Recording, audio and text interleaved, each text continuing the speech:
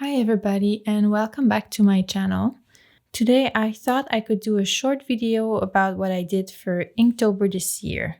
If you've watched my October vlog, you've already seen most of these, but I thought it could be interesting to do a shorter video, something that more straight to the point, a video that would show you the final result more clearly. This year I followed Max Monroe's prompt list. I didn't get to create something every day of the month because for me that's just impossible, but I tried my best and I created whenever I could. First of all, though, I would like to show you what I did for the prompts. So I took each prompt and I wrote it down on this sketchbook. This is my drawing sketchbook. So I wrote all the prompts on here and I tried to do a really quick sketch, a really quick thumbnail. Nothing too complicated, just going with my first ideas if possible. And the goal was to not have to find an idea the day of doing the artwork. So I wanted to be like, okay, we are at day 9. Well, this is what I'm drawing. And then I just started right away. I don't have to find an idea because some days inspiration is just not there and there's nothing you can do about it. So I did not want that to happen to me because I knew that my time was very limited for this month. So the first one is tell me about yourself. And you can see that this one is very different from the others. And that's why I didn't draw it. I wasn't too inspired, but I still did something a bit funny. And then I moved on to the others. Sometimes I wasn't inspired, like on day 7, which was confront yourself. I still wrote it down because maybe inspiration will strike at some point and I will have this prompt ready for me. But yeah, I wasn't inspired, so I didn't do anything. I just moved on to the next. And I did this shocked emoji. I knew that I wouldn't paint it or draw it, but I still had some fun sketching it. I'm so shocked. And these are the other drawings that I did. I skipped a couple like these. This was street view drawing. This one I did, but I didn't do a thumbnail because I didn't know which street view I would draw. So I just left it here. And then there's a bunch of ideas that I really like that I didn't do, but I will do it. So yeah, that's what I did for my thumbnails, and I think that I would like to always have something like this in this sketchbook. So when I'm done with these, or when I'm not inspired with the ones that I have left, I will take another prompt list, draw more thumbnails, and then I will have content to draw or paint forever. So I have a couple of artworks to show you, and we will start with the first one, which is this one right here. The prompt was bicycle. So for this one, I used my acrylic inks. And this landscape is a picture that I took in Kamouraska in Quebec when I was on vacation last summer. And I loved this landscape so much. Well, this little town is just so pretty. You have a beautiful view of the river and the coast on the other side.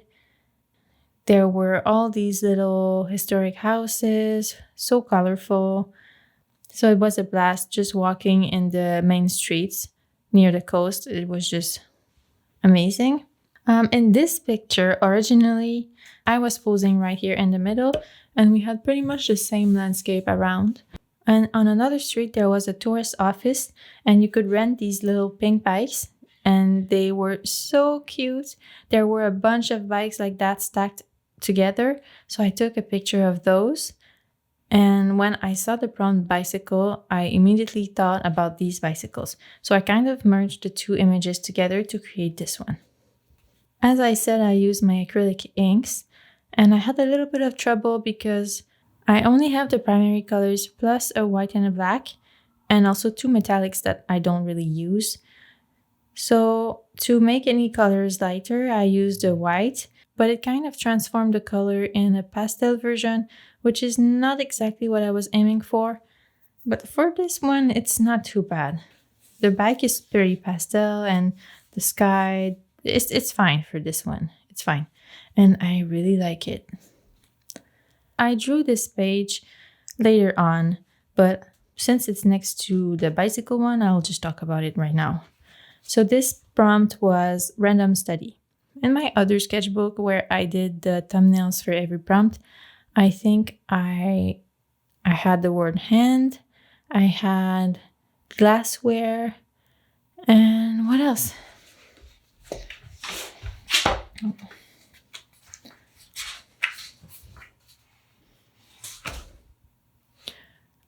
I had plants.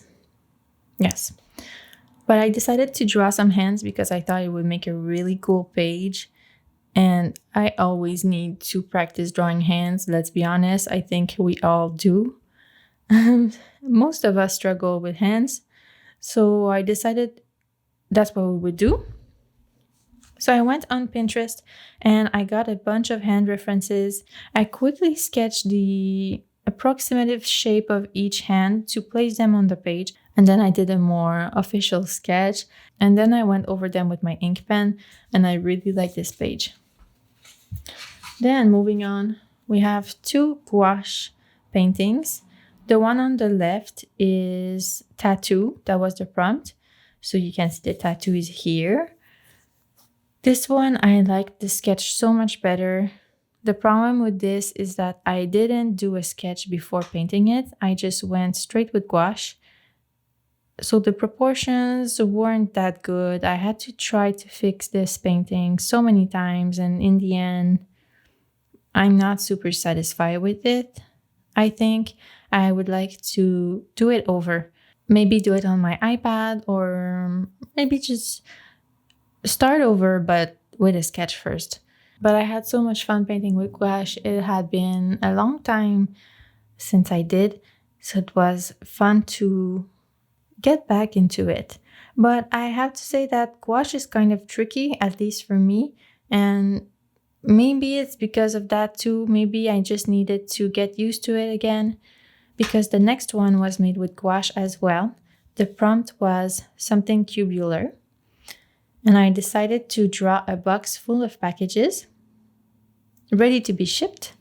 And I did it with gouache as well, and the result is so much better. I like this style a lot better too. Something less rendered.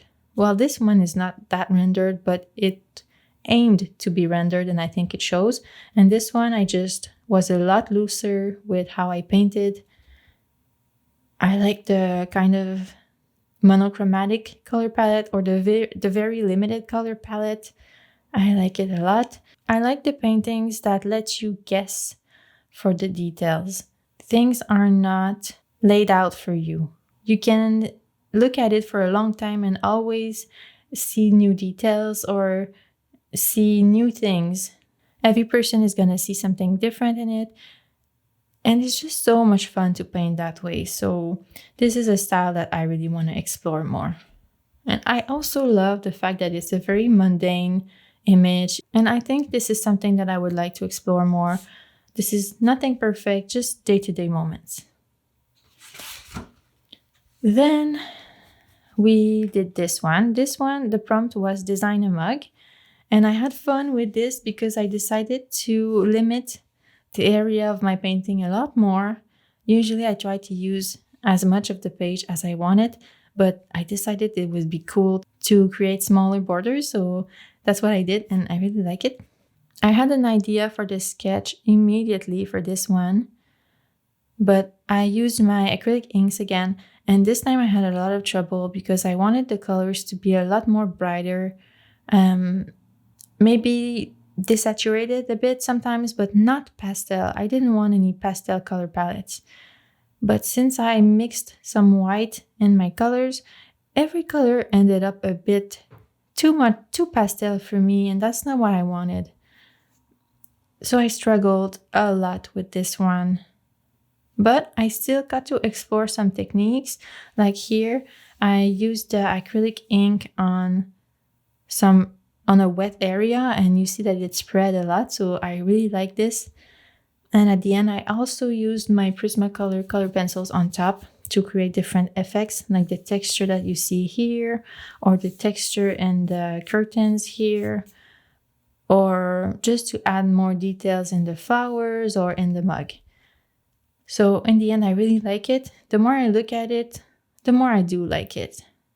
I can see that I worked a lot on this mug, and this is not exactly the look I was aiming for.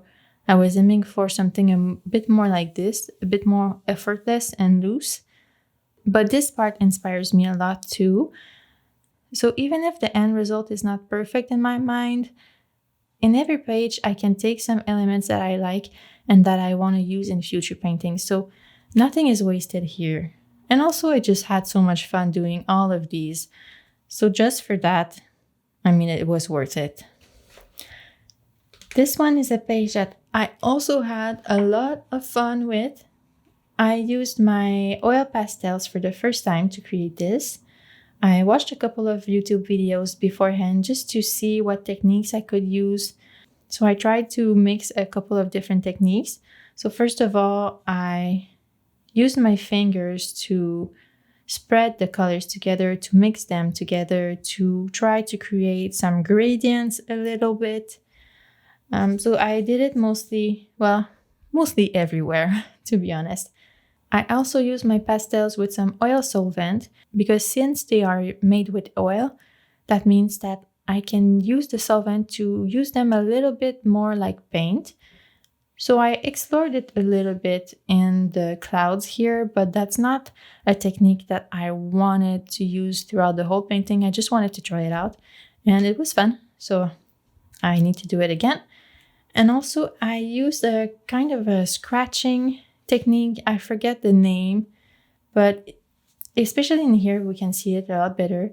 You put a first layer and then a second on top. And then when you scratch the top layer, you can see a little bit of the second layer underneath.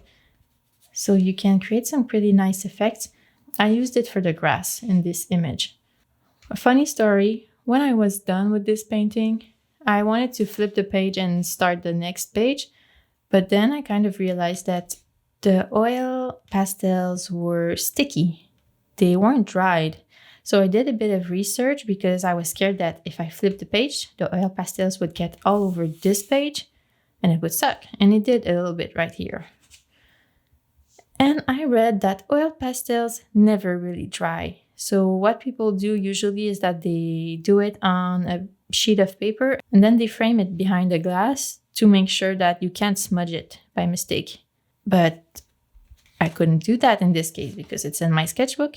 So I read that there are some fixatives that you can buy for this, but I didn't have time to go to the store to buy something to fix it because I wanted to move on to the next one right now. And I also read that some fixatives were good, others not that much. There was a lot of mixed reviews, but then I watched a video of someone I forgot the name of who used some acrylic fixatives. So that's what I did. I used my acrylic matte varnish on top and it worked. I still put a sheet of paper in between these two pages just to make sure that it won't spread to the other page because it's not perfect. Now we are onto our last spread in the sketchbook for the Inktober. For this one, the prompt was Google Maps screenshot. I knew that I wanted a cute house with a cute background, something maybe in Canada, because I know that we have a lot of cute villages in Canada, so I knew that I would find something quite easily. And I think this one is in Nova Scotia. I'm not too sure. I omitted some details because I think there was like a construction site on here, and I think there is a little pathway here that I didn't draw and some other stuff in the backyard that I just didn't draw because I don't have to. It's my painting. So I did a poll on Instagram because I thought it would be cool to do it either in inks or in watercolors, and watercolors won. So I did it in watercolors. And the nice thing about this one is that The weekend I did this painting, I also followed an online class on watercolors and mixed media, and the artist that was teaching us told us about using salt in your watercolors. So when you sprinkle a little bit of salt in your wet watercolors, you have to leave it for a couple of hours, well, until it dries, and then you can see some really nice effects like this, some really nice texture. It's like the salt absorbs the water, but not the paint necessarily. So yeah, so it creates some really cool effects. And I thought it would be really nice to use it in the grass area to create a bit more an interesting texture. And it's so nice. I love it so much. So I'm for sure going to use this technique again. The theme for this one was monochromatic, and I immediately had the idea of doing a value studies. I knew exactly which pictures I wanted to take, which were these two that I took during my vacation last summer again.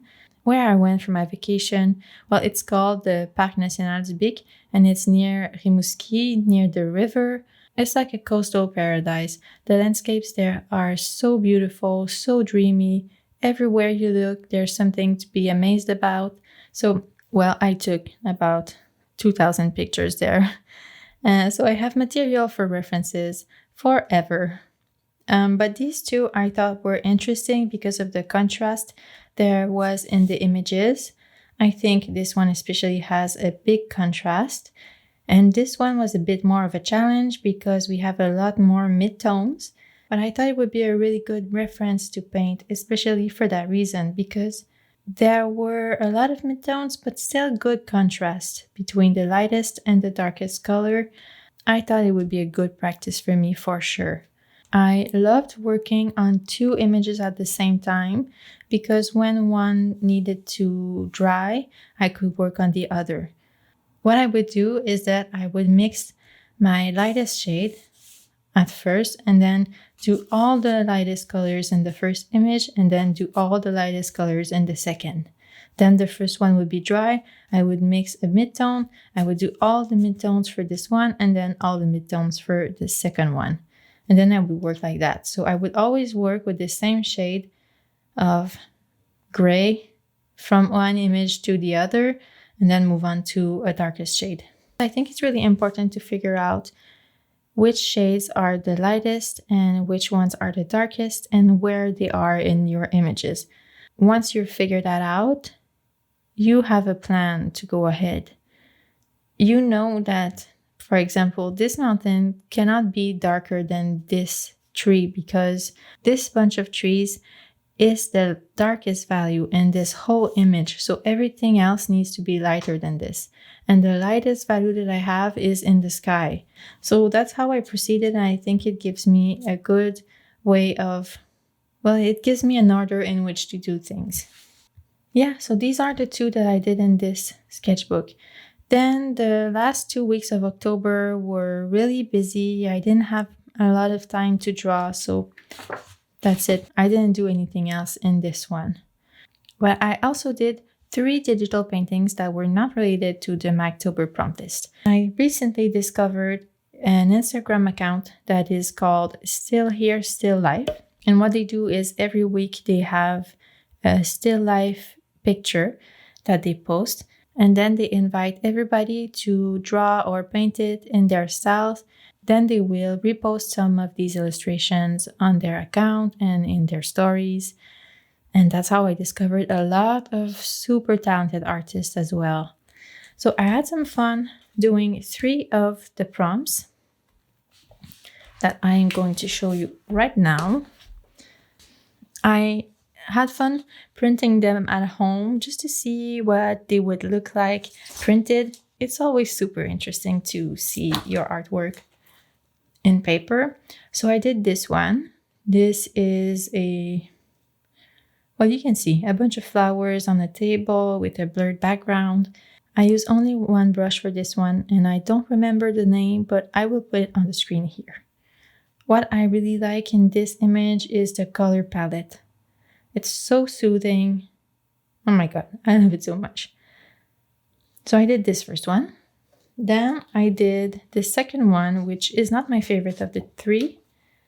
I think because of the color palette. I'm not a big fan of this color palette, but I still had a lot of fun drawing it, especially this plate here with the butter. So much fun. I think the reason that I'm not a big fan of this one is I think that the color palette is not limited enough.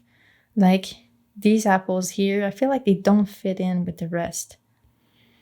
But that's okay. I still had fun and that's the goal. And this third one here, a beautiful table full of desserts. They look so good. And I love it so much because I think I nailed it on the color palette. I really make a point of reusing each color at least twice in an image. The only color in this one that I didn't reuse is the blueberry color. So it's not a place where your eye goes immediately. So I don't think you notice it too much. So yeah, I did these three and I love these two. Love them so much. So if you are looking for something to draw from time to time, I really recommend this account. They have a beautiful illustration with some mushrooms right now. When you see this video, I think they'll have a couple more prompts up there. Right now it's some mushrooms and I can't seem to be able to draw it. I'll give it a go today. I'll try it out, but I don't know. I love this illustration so much, but something doesn't work for me. I don't know what. I'll still try because it's so beautiful. Yes, so this is all that I managed to draw or paint in the month of October. I know that some people are able to produce something every day of the month, but I'm not there. I can't do it. So that's what I did. So thank you for being here today. I hope you enjoyed this video. Please leave a like, a comment, and subscribe if you're not already subscribed. And I will see you soon. Take care.